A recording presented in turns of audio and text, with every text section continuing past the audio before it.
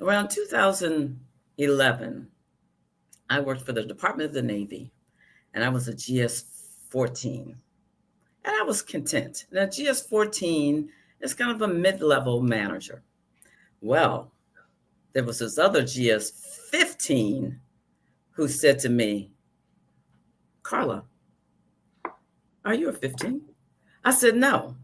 But my thought was, I could never reach that level. Something must be wrong with her. She's a little bit nuts asking me, am I 15? No. Why would I consider that? I'm not good enough.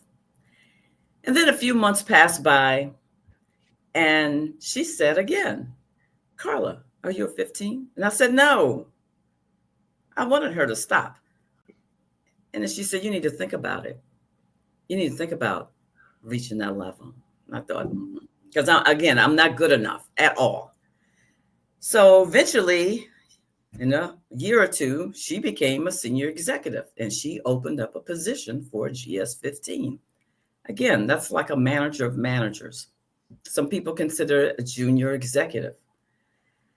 And I said, should I apply for it? I'm not good enough.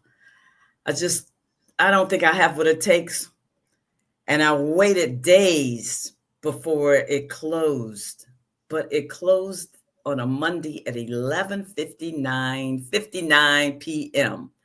And I said, all right, what do I have to lose? I'm just going to apply for it. So I applied for it and I was able to submit it at 11:34 p.m. All because I just didn't think I was good enough. To my surprise, I was called in for an interview. And I'm thinking, wait a minute, there's so many people applying for this position. Let me just go for it. I'll just go for it. After the interview, I felt relieved because I didn't think I was going to get it. But at the same time, I felt proud of myself just going through that extra step. And then about 3 weeks later, I received the email. I got the position. And I'm staring at the screen. Is this real? I can't believe it. And I spoke to a friend of mine who was on the interview panel. I said, Anita, how did I do in that interview? I just didn't think I would get. She said, Carla, you did a fabulous job in the interview. I said, this position, I just can't, I just can't believe I have. She said, no, you deserve it. And it took me a while to realize that I had what it took. It was all in my mind. Other people could see it, but I could never see it because I kept thinking I'm not good enough, but I was. So today we have someone here that I'm very happy to introduce. We have retired Chief Rhoda Mae Kerr. She's someone that people thought she wasn't good enough because she's a woman. Let me tell you a little bit about retired Fire Chief Rhoda Mae Kerr. She's a trailblazer in the fire service with nearly 40 years of experience, having served as the fire chief in Fort Lauderdale, Austin, and Little Rock. And she made history as Fort Lauderdale's first female fire chief and the first woman elected president of the International Association of Fire Chiefs. A fourth-generation firefighter, she was also appointed to President Obama's National Infrastructure Advisory Council. Now retired, she continues to serve her community through broad leaders. Retired Fire Chief Rhoda Mae Kerr, welcome. Thank you so much. I really appreciate the opportunity to be here with you.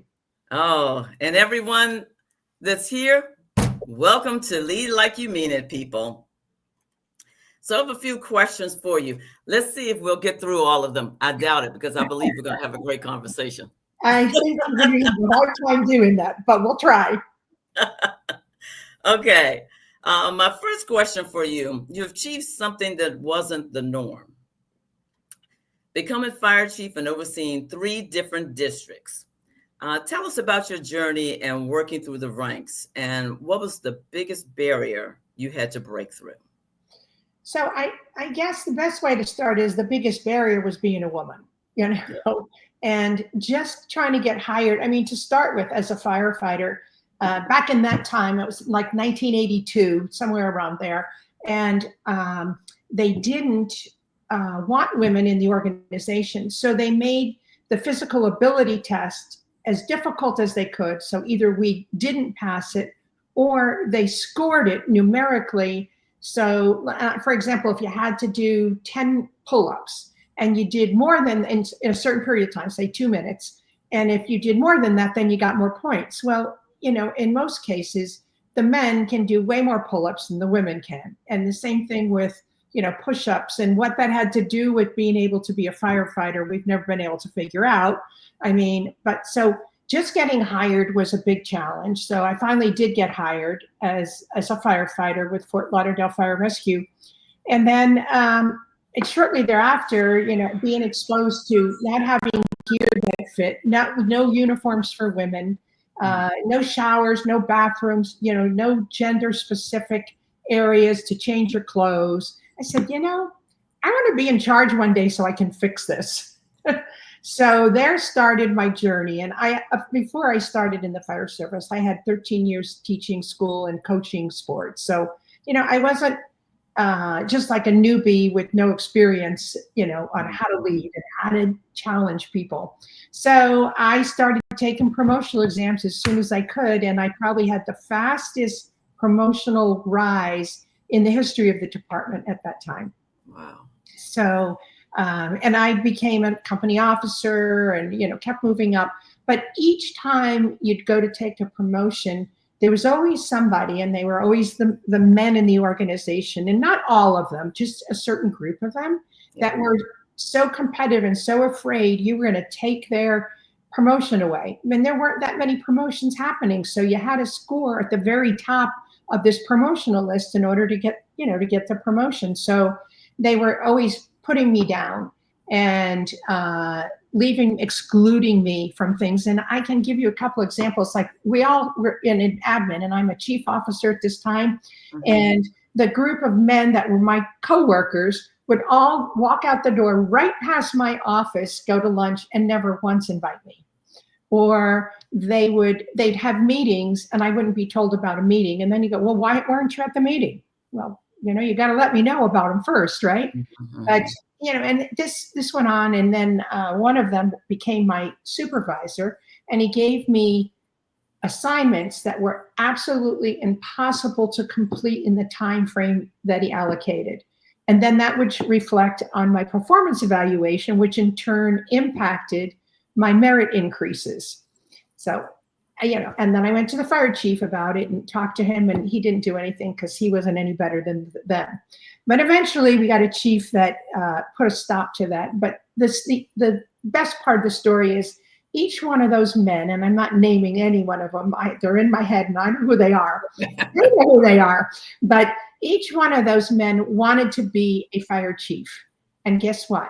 I'm the only one that not only became the fire chief of Little Rock, Arkansas, a department of 450 people, Austin, Texas, a department of 1,200 people, or come back here to Fort Lauderdale, became their fire chief, right? So you know what I say? There's a line from the song by Toby Keith. How do you like me now? Yeah. And I don't have to think any bad thoughts, because negativity doesn't get you anywhere anyway. Right? Yeah. So I just I see them or something and I go, how do you like me now? Yeah. Yeah. So, I think that, that's where the challenge is, just like you said, being a woman and having to overcome that. And in each case, it became like, each case it became another challenge. And every time you got a promotion, you had to prove yourself, or, I went to Little Rock as their fire chief, right? Their first outside chief, the first woman in like 100 and something years. And the department, a lot of good old boys, and they thought that the next fire chief was going to be the guy who had the battalion chief who had the most seniority. Yes. Had a high school education, but he was going to be the next fire chief until here comes Rhoda Mae. And I have a master's degree. I've been to the National Fire Academy. I've been to Harvard University. I've been to so many things and done so much. And they couldn't understand. Oh my gosh, where did she come from, and who does she think she is? But eventually, I won them over. So, it takes a lot of time and perseverance and And belief in yourself, I think, Yeah. is so important. Believing in yourself. Give me an example of how you won them over. So, well, I mean, in some ways, the firefighters were easy, like new fire trucks. We got new fire trucks. The former chief they were in open cab apparatus riding backwards, and the trucks that had closed cabs had air conditioners, but he didn't activate them because, you're firefighters and you better just get used to this heat. Well, that's ridiculous. So we got 7 new fire trucks, all in closed cab, all with air conditioning. The ones that didn't have the air conditioning, I had to put on air conditioning. Just little things like that, leather turnout boots, which doesn't make sense probably to most people, but you used to wear these rubber boots that when you walk, they'd rub the back of your calves raw. Ooh. So by the time you got done working an incident scene, the back of your calves were just rubbed raw from these boots. So leather turnout boots are about 5-inch hose, big water supply. It's like laying a water main down the street to a structure fire or to an incident like that. So just things like that are important to firefighters, but then also accountability and responsibility and just changing the culture of the organization. So, little by little, people start to go, hey, this is pretty good, So Rhoda Mae, that goes with my mantra that I actually learned from one of my employees. If you take care of the people will take care of the mission. And taking care of the people is not, I always say, it's not holding their hands, it's not treating them like children, but there's certain things you need to take care of for them so that they can move forward. Things that they don't need to sit there and think about and say, oh, okay, my legs are rubbing raw, or it's just, I'm sweating bullets and I've got all this heavy gear. And why can't we have air conditioning? So falls right in line. Yeah, it does. And I have there's 2 things that I always said anytime I was in any department, no matter what, were my 2 priorities. Number 1 was take the best care of the people that I can. And that included the things like I just mentioned, equipment, fire stations, all those kind of things, uniforms, for women, uniforms, gear that fits, all those things. But it also included accountability and responsibility. And that, you're going to be held accountable and you're going to have to accept responsibility for policies, procedures, things that you do and the way that you behave, so that's taking care of the people. Number 2 was providing the best service that I can to the community. That's what they expect from us, right? Yeah. And I can't do number 2 if we don't do number 1. So that was always my thing about how do we take care of the people and leading, with people forward. And then they help you, I think you said earlier, help you accomplish your mission. And our mission is provide the best service we can and care to the community, no matter what, whether they're, the CEO in the high rise or they're the homeless person on the side of the street. They deserve the same amount of care and treatment. Yes.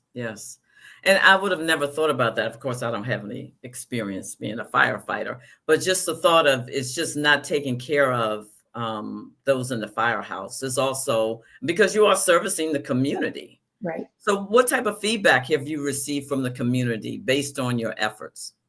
I always got such positive feedback and I'm grateful that I always had the opportunity to be out front in public and I always put myself out there and I always put the firefighters out there. So doing any kind of, there's this thing called community-oriented policing. And I sort of adapted that to community-oriented firefighting. So they don't just see us when we're on an emergency call, but I want them to go visit. I told them, anytime you want to go visit, any schools or anything that you want to do, if you can read about it on the front page of tomorrow's paper and not be embarrassed or have your mother see that, then you can do it. You don't have to ask me. I mean, you got to make sure your district is covered. You got to clear it with your authority, your battalion chief or whoever. But, and so like one time I got this thing when, I don't know how this firefighter got involved in it, but it was like trampoline dodgeball. And, or they'd stop and play basketball with a couple of kids on the side of the road or, anything. And then unauthorized, and then we created opportunities for them to interact with the community as well. So I think just that feedback, coming through the firefighters, or then me being in public and speaking in public at a number of different organizations and answering questions and interacting with them. And they always loved the fact that we were out there, and that it wasn't the case in my previous chief in Little Rock, and it wasn't the case of the previous chief in Austin either. So they loved being out there. And I think about, I had the opportunity here in Fort Lauderdale. So another thing that I just did I was telling this friend of mine, I said, you know what, the cops have all that money.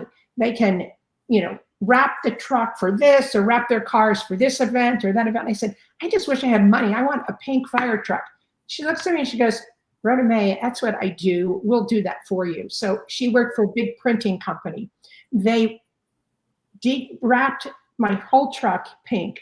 And I thought, oh my gosh, I never told anybody I was doing this. So I guess I better tell the city manager, And then I thought, oh my gosh, what are the firefighters going to think? I just made this decision. We're going to have the first pink fire truck in Broward County. And it shows up, and it was a reserve apparatus. So it moved around to different stations at different times. And the firefighters told me one time, they go, we love this truck. Wow, that's cool. They're always waving at us, flagging us down. They want to take pictures, and it was, in support of any firefighters from cancer, and giving hope and it was so cool. So finally we had to auction off the truck. It got too old, but anyway, that was one of those things that, in the feedback from the community, how they love seeing that. Where's that pink fire truck? I said, yeah. That reminds me. So where I live, we have our fire department volunteer, and every Christmas they go around, and there's so many different small streets or short streets. They go around on the fire truck, and it has lights all around it. And one of the firemen will dress as Santa Claus, and they throw, candy to the little kids. Well, they've done this I think they've done this for maybe 40 to 45 years. They actually post a schedule also. So you see a lot of kids and you see a lot of adults. Of course, I would be there. We know when the fire truck is coming, when Santa Claus is coming. I don't believe in Santa Claus, but I got to see that fire truck. And I never thought about it. That's exactly what they're doing. They're servicing the community. We know it every single year. I'll have friends over. Everybody's running out. Oh, there's Santa Claus. There's Santa Claus, waving at Santa Claus like we're like 5 or 6 years old. So, it's awesome. And I always felt, no matter where I worked, which department I was working at, that it's so great to be out in the community and, explaining things to kids or adults, or just participating in fun things, and I know, like in Austin, National Night Out, used to be all about crime. And when I was in Austin, I got along so well with the police chief there. And we used to do it. The fire department was just as engaged with the National Night Out as the police department was, and it was what better opportunity than, first of all, for them to see us together, how we work together, but also for whatever we do to help the community, it's coordinated and we support each other. So, it was always, that's always an important part for me. That's fantastic. Okay. Pardon me. Please share a pivotal moment when you felt stuck as a leader. This is one of my favorite questions. So, as a leader, okay, maybe when you realized that the skills that you got promoted with weren't going to get you to where you wanted to go at the next level. Who challenged you to step up? Okay, so I absolutely have like that sort of pivotal moment.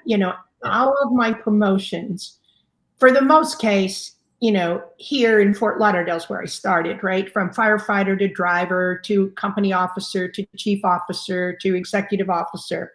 And then I'm here 20 years and I'm stuck. I can't go any further because the person that's the fire chief is here. He's doing a great job. He actually was one of my mentors. So I had to go out to find the job as fire chief. And I interviewed and was in the top 3 in several large departments around the country. But they always gave it to the man. In fact, in one one instance in Colorado, I was told by the deputy city manager that I had the job, and she actually took me out to lunch and told me that, and we talked about it. And then all of a sudden, I'm hearing from a friend of mine that was the sheriff in that same area, and he goes, "What happened? I thought you got the job." I said, "I thought I did too." Well, they turned around and named this man that was the chief, made him the chief, right? And I thought, okay, that's it. I'm done. Because this happened several times, right? Wow. I'm done. So the next time that I went for, a promotional or an appointment process, because you're appointed by the city manager or the mayor, depending on your form of government. And it was in Little Rock, Arkansas. And the very last thing was a one-on-one interview with the city manager. And so we're talking. And then finally I said to him, and his name was Bruce Moore, and I will name his name because he was phenomenal. And I said, Bruce, I said, it takes a person of courage to name a woman as their fire chief. I threw that gauntlet down. I was done, And he actually gave me the opportunity. And through the 5 years that I stayed there and worked for him, he was a phenomenal mentor. In fact, I love to tell this story because I left Little Rock to go be the fire chief in Austin. And when I got the call from a headhunter, the first thing I did was, as a weekend, I spent time looking at the potential and do I want to go? And I decided, yes, I was going to apply. So I went to see the city manager to tell him what I was going to do. And I had promised him that I would give him 5 years. And I didn't have a contract. I just served at the will of the city manager. But I always felt like it's not fair to the organization. It's not fair to the community. And it's really not fair to you to go to a new department from the outside and stay for a year or two and then go off somewhere else. Because you don't even get to know anything and you don't get to make change and it's not fair any way you look at it. So I was right at the 5-year mark. So I got the job in Austin in the fire service. We have these formal change of command ceremonies. And I was being sworn in as the fire chief at Austin, Texas. My city manager from Little Rock flew from Little Rock to Austin to be at my change of command ceremony. Wow, that's precious. That gave me it was so heartwarming, and I'm still emotional about it, just how he treated me. And he taught me how to be a good mentor, So I learned from that of how to, like, when people in my organization want to, they're going to go somewhere else, or they've got applying for a job somewhere else, another department, because, it's a better position or whatever. I always encouraged them and did as much as I could to help them. So, just 3 days after his 58th birthday, he was found unresponsive at his home. And I just broke my heart. And it's still so many people missing. He was the city manager for 20 years. Wow. 20 years. Can you imagine? So, well-loved, an awesome person. So, but I think that was like my, when I threw that gauntlet down, and, and he would sort of tell the story a little bit about, how when he first saw me, and he was a shorter man, and I was sitting down and I had on heels, and I'm 6 foot tall without the shoes. And he goes, and then Rhoda Mae just stood up and stood up and stood up. And he always would tell that story, like when he was introducing me to be a speaker somewhere, so he was really a great man. And I really appreciated his support, his mentorship, and, and a great friend. He was a great friend as well. Okay. So you talked about Bruce being a mentor. Give us some things on how you've actually mentored, whether it's firefighters or someone outside of the organization. Yeah, so I think that I'm always willing to spend time with people and help them, whatever they want. But I always say that, first of all, set your goals and don't let anybody stop you from getting there, So, and it may be a firefighter, it may have been encouraging somebody to become a firefighter, but it's spending time and being willing to share your experiences and to make time for them, like, somebody might call and go, I don't know, do you have time? And I go, I've got a few minutes. Tell me what's going on, or how can I help? you know, and then finding ways that you can help. And maybe it's not you personally that can help, but you know, somebody that is Yes. more attuned to help them. But you know, helping them make connections, I guess, too, is, you know, it's just as important as you doing something for them. But you know, you never know who you touch, you know, and many times I've had stories come back to me years later about, you know, well, you took the time to sit and talk to me about what it felt like to be a firefighter like 15 years ago. Wow. And now you're in the fire service being successful. I mean, you know, just those things come back to you and they mean so much. So I think, you know, the mentor is putting yourself out there and being willing to be vulnerable with people as well, you know, and help them achieve their goals. And I have a saying that says, the door to opportunity is marked push, and only you can lock it. Don't let anybody lock that door on you. Don't let them not, you know, I remember a couple times when I was coming up and I wanted to be involved in like the International Association of Fire Chiefs, and they didn't really want me, you know, and I just put my foot in the door and I go, no, you're going to be with me for a while. And, you know, eventually I became the president of that organization. So, you know, but changes took place. I mean, it was early, you know, when we were first, you know, there were several of us women that were, you know, in the organization, but not really recognized that much, you know. So say that again about the door and locked. I need to have that in here. Okay, so the door to opportunity is marked push, and only you can lock it. Because it made me think of the story that I gave at the intro. I was locking it. You were. Yeah. You did. You weren't going to open that door no matter what. No. And you just, you know, and you got to push. Sometimes you have to push. It's not just like they opened it for you, but also sometimes somebody wants to lock that door, but you're the only one that, you know, if you lock it, then you're not going anywhere. You know? Yeah. It's about confidence and, you know, all those things that go into allowing you, you know, your competencies, your confidence, right, to be comfortable in that position. I mean, and, you know, I think about the first time I told somebody this story the other night. I became the fire chief, and I told you it was in Little Rock, and I had moved from here to Little Rock all by myself. And the first morning I'm supposed to go into work, I'm standing there and my uniform shirt's hanging on the closet. And in the fire service, we wear bugles on our collar, and 5 bugles designates that you're the chief of department. And if there's 4, it's another rank, and, you know, number of bugles count. So, and the most you can get is 5. So I'm pinning those bugles on my collar. And I looked at myself. I thought about myself. I looked at this shirt and I go, oh my God, WTF.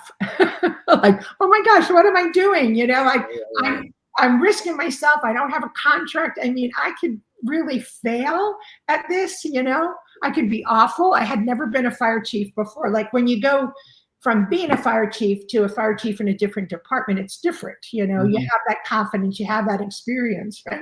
But I thought, oh my gosh, what am I doing? You know, and then I thought to myself, and I had told my dad this story, and I said to him, I said, oh my God, great granddad must be rolling over in his grave. And he goes, he's so sweet. My dad goes, oh no, honey, he'd be so proud of you. Because I didn't know my great grandfather ever. Again, he was the first generation, right, firefighter. But, you know, everything turned out fine, but I will never forget that time standing there. I can see the closet, I can see the uniform, and I can see myself pinning those bugles. I'm thinking to myself, what did you do? Yes. You know, so it's kind of one of those stories, but, you know, I opened the door and I wasn't leaving. So it worked out okay. Yeah, that is actually the exact same thing I thought when it was like the first week or 2 weeks when I was in that position. I just sat there. I didn't know what to do. And I asked my manager at that time, I've never been in this position. What do? I don't know what to do. He said, oh, it'll take a year for you to figure it out. I'm like, I don't have a year. I need to know today. But I remember sitting there in my office and I thought, well, they hired you. I accepted the position. They hired me. And okay, Carla, you've got to figure this out. You got to figure it out. And it took some time. It took a while, but I had to figure it out because I had people dependent on me at the time. I was in execution. We had things to do, but you had to figure it out. You Yeah. had to push forward. Yeah. And I mean, you figure it out pretty quickly. I mean, you get a real good feel for, what's going on. And again, like I said, in Little Rock, there were several people that wanted the job and, obviously did not get it. And so I had to, work against that too. But I have another funny story to tell too. After I was there a year or two and a couple of executive positions opened up and I was able to promote two individuals to my deputy chiefs, my next in command. And one was a white guy and one was a black guy. And we are all sitting, and my whole entire executive team in a meeting, maybe 10 of us, right? And this one battalion chief goes, and I'm going to imitate this. This department used to be okay until you blacks and women came along. Wow. And maybe a year in. And I looked at my friend and I go, did he just say what I think he said? And my deputy, and like, I went, oh my gosh. So I didn't do anything. I'm not going to do anything publicly like that. But after we were done with the meeting, I pulled that man in and I had a great sit down and talk with him. And, it just so happened that not too long after that, he sent me an email apologizing and saying, what, I was the best thing that ever happened to that department. And, he just didn't realize it. And so, I changed somebody's mind and I changed the culture. And that was the thing that we're trying to do, is change the culture and make it more welcoming. And yeah. I had a similar experience where I was over this major project and I had two guys working for me. And our senior executive, he looked at me and then he moved his head and he looked at the other two guys who were working for me and he started asking them questions. And I thought, wait a minute, I'm responsible for this. But they were short questions. So I said, okay, let me see if this happens again. Let me make sure I'm not thinking that, I'm going to look past the woman. I'm going to look past the Black woman. Let me see. So it happened again the following week where he literally looked past me and looked at the other two guys who worked for me. And I said, okay, this ends today. So I did the same thing. I got on his calendar and I brought my supervisor in. I let him know what's going on. And he had no problem. But I went in there and I told him, I said, at the end of the day, I am responsible for this project. Now, if I want to refer to my staff, that's fine. I said, but respect me and come to me with the questions, not bypassing me. And his eyes were like this.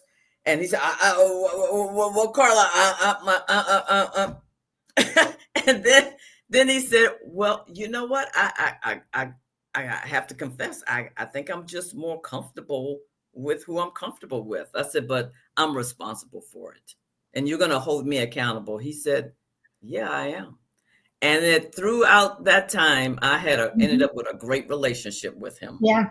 And then sometimes that's what it takes. You have to, have honest conversations with people and you have to be respectful of them. But you also have to set the expectation, this is what I expect, no more of that. And you know what? And then it's another thing too, where I can't tell you how to think and how to feel on your personal life. But I will tell you this, I can tell you how you will behave and how you will act when you're in that uniform and you're on the job, and sometimes that's the best you can get, Yes, I'm with you. I can hope that, I'll have some influence over how you think and feel, about people of color or a woman or whatever, but I can't tell you how to do that, or you have to do that in your own mind, but I can tell you how you behave and act on the job. Absolutely. Yes. Thanks for saying that. Yeah. Okay. We're at 12:35, Rhoda Mae. Oh, wow. No, let me ask you one more question. I'm having a good time with you. I knew it. I knew it. Okay. What's the leadership moment that you're most proud of? And when you knew your approach to take care of people was creating real results and maybe even saving lives? You know, I don't have like one aha moment or incidents. I think I have a series of things that happened that made me think, oh my gosh, you're doing the right thing. You know, it's working. I mean, I was always known as a change agent. So, by the time that I got hired in Austin, they were hiring me because I was the change agent, and but I think if I think back about those times, it's like I might have even mentioned a little earlier about like conversation that I might have had with somebody after I was no longer in the organization, or a conversation I had with somebody outside of the organization, or a text that I got, or an email maybe that I got from people saying, thank you, you did a great job. I really appreciate you standing up for us. Or, like in a budget meeting and it's all televised and I was really trying to get a position.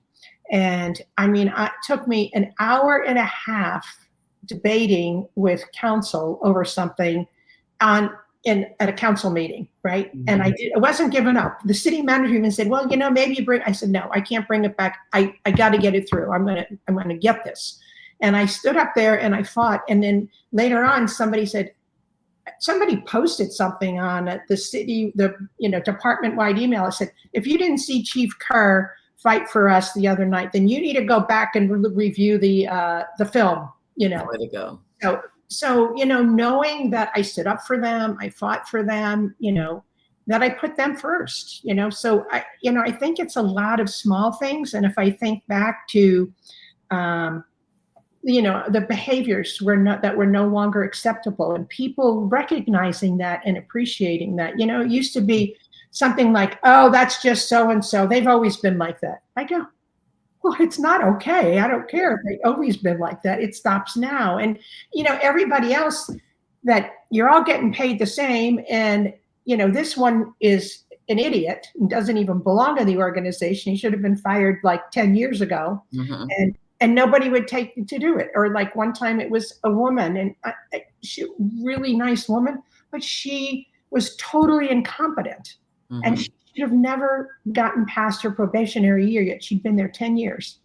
And so finally we documented and we worked with her. We tried helping her. We did everything we could for her to be successful. And she just couldn't do it. She was putting herself at risk and her teammates and her fellow firefighters at risk. So I terminated her, I allowed her to resign, So, but I mean, not because she was bad behavior. She just was incompetent, and nobody was afraid to do that before because, well, she's a woman and, blah, blah, blah. It doesn't matter what they look like or who they are.